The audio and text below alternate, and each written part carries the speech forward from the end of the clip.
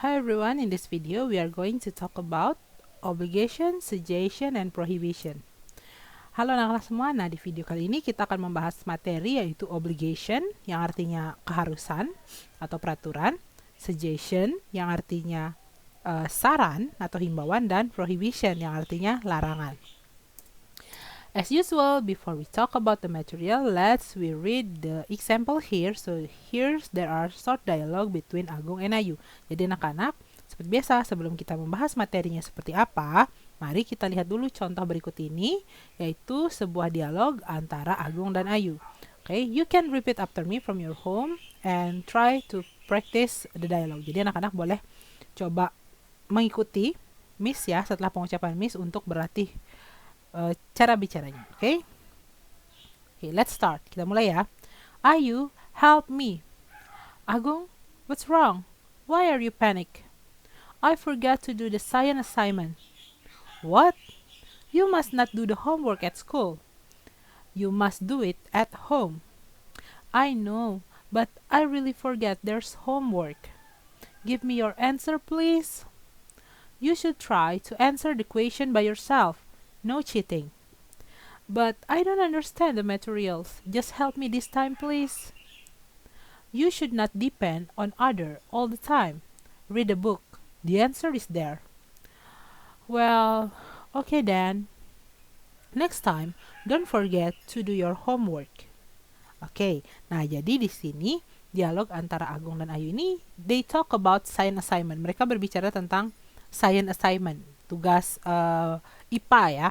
Okay, so there is a problem that Agung face. Jadi Agung ini mengalami sebuah masalah terkait dengan tugasnya tersebut. Gitu. Nah di di dialog antara Agung dan Ayu ini terdapat ungkapan obligation ya, keharusan atau peraturan. Kemudian ada juga saran, suggestion, dan juga prohibition, larangan. Okay, let's start from obligation. Kita mulai dari obligation. Kira-kira kalimat yang mana ya obligation? Okay, so the first one here. Nah, kalimat pertama obligation adalah di sini. You must not do the homework at school. Kamu dilarang mengerjakan PR di sekolah. Jadi, ada larangannya kan?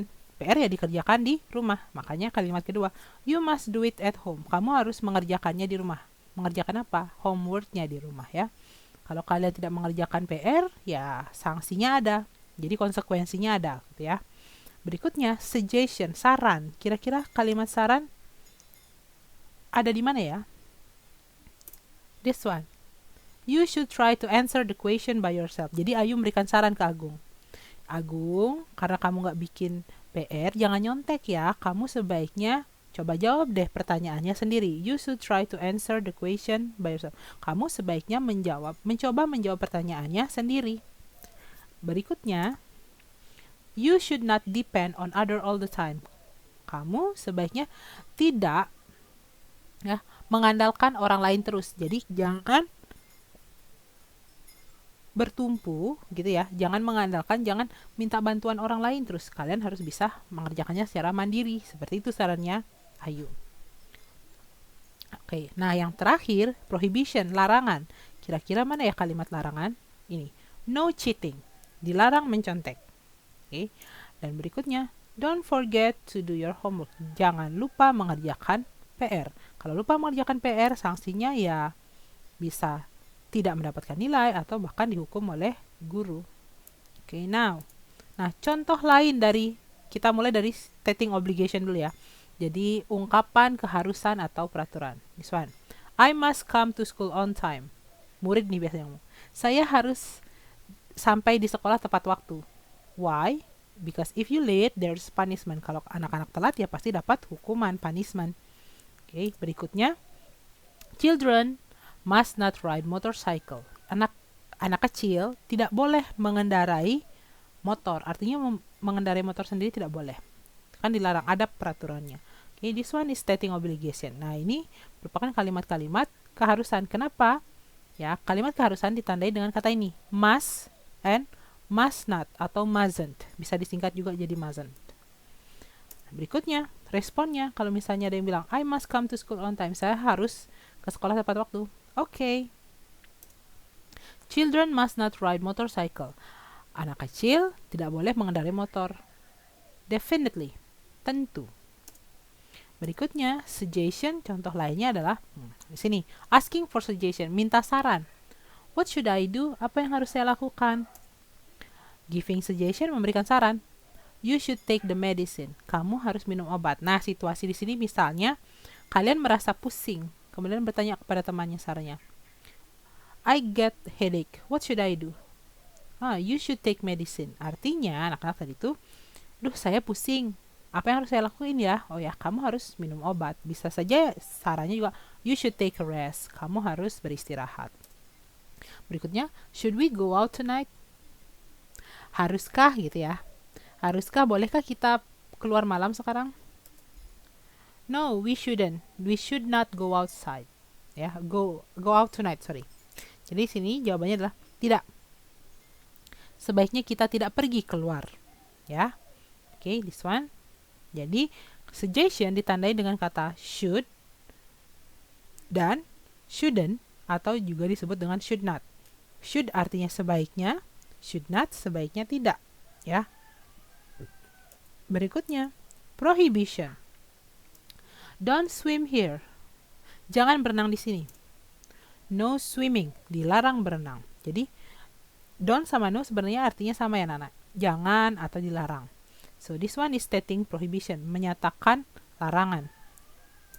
Responnya, contoh, don't swim here. Sure. No swimming. Of course. Nah, jadi ketika ada yang bilang, don't swim here. Jangan berenang di sini. Tentu. Ya, sure artinya. No swimming, dilarang berenang. Of course, juga artinya tentu. Oke. Nah, singkatnya seperti ini anak-anak. So, when we talk about obligation, we talk about rules. Ya, ketika kita berbicara tentang obligation, peraturan, maka kita berbicara tentang ya aturan, ya, kewajiban, aturan, keharusan. We have to obey. Karena aturan, kewajiban, maka harus dilaksanakan, harus dipatuhi. When we don't obey it, we disobey it, so we got punishment. Kalau kita langgar, ya kita akan mendapat sanksi. Nah, auxiliary verb. What is the auxiliary verb? Kata kerja khusus yang menandakan obligation ada must, harus. Must not artinya dilarang, tidak boleh ya. Bisa juga disingkat menjadi mustn't. Example, student must come to school on time. Murid harus datang ke sekolah tepat waktu. Itu peraturannya. Sanksinya ada kalau misalnya tidak tepat waktu? Ada. Children mustn't ride motorcycle or must not ride motorcycle. Nih, anak kecil dilarang mengendarai motor. Ya, kenapa? Karena kalau misalnya sampai mengendarai motor, maka kalian bisa kena tilang. Suggestion artinya himbauan atau advice, saran, ya. Because it's advice, we can reject it. Karena saran, ya, jadi tidak ada paksaan kita harus melakukannya. Kita bisa menolak. Untuk saran bisa ditolak. Kalau obligation harus dilakukan. Itu bedanya. Auxiliary verbnya apa? Should, sebaiknya. Should not, sebaiknya tidak. Atau bisa juga disingkat menjadi shouldn't. Example, you should take medicine. Kamu harus minum obat. We should not go out. Kita sebaiknya tidak keluar. Prohibition means larangan. Ya, larangan it means ban. Ban artinya larangan ya. So we have to obey. Kita harus menaati larangan tersebut. Jadi jangan sampai dilanggar. Auxiliary verbnya untuk prohibition adalah don't dan no. Don't sama no artinya sama, jangan atau dilarang. Example, don't swim here. Jangan berenang di sini, dilarang berenang di sini. No swimming. Jangan berenang, dilarang berenang ya.